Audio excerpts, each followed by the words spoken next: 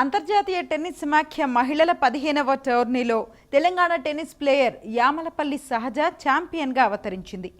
Singles ఫైనల్లో అమెరికాకు చెందిన జూ అమీపై 64-76 తేడాతో విజయం సాధించింది. టోర్నీ మొత్తంలో ఒక్క సెట్ కూడా కోల్పోకుండా రికార్డ్ క్రియేట్ చేసింది. అమెరికాలో ప్రో టైటిల్ నెగ్గిన మూడో భారతీయ క్రీడాకారిణిగా రికార్డులకెక్కింది సహజ.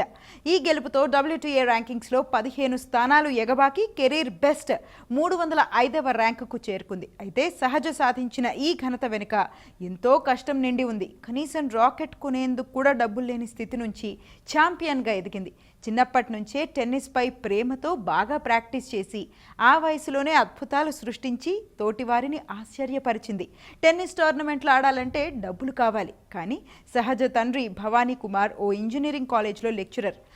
ఆ జీతంతో అటు కుటుంబాన్ని ఇటు కూతురు ఆటను మేనేజ్ చేయలేకపోయాడు. కానీ సహజ గురించి తెలిసిన భవానీ స్నేహితులు, తోటి ఉద్యోగులు ఆర్థిక సహాయం చేసేవాళ్ళు.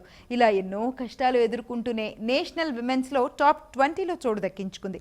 తర్వాత అమెరికాలో డిగ్రీ చదవడంతో పాటు టెన్నిస్ కోచింగ్ కూడా తీసుకోవచ్చని తెలుసుకున్న సహజ అందుకోసం వినూత్నంగా ప్రయత్నించింది.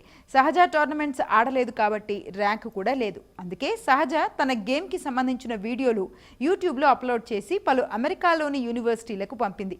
వీటిని చూసిన టెక్సాస్లోని హ్యూస్టన్ యూనివర్సిటీ కోచ్ రాబర్ట్ హబ్బర్ట్ సహజ అడ్మిషన్ కన్ఫర్మ్ చేశారు. ఆ తర్వాత ర్యాంకింగ్ కోసం చెన్నై ITF జూనియర్ టోర్నమెంట్కు క్వాలిఫై అయింది.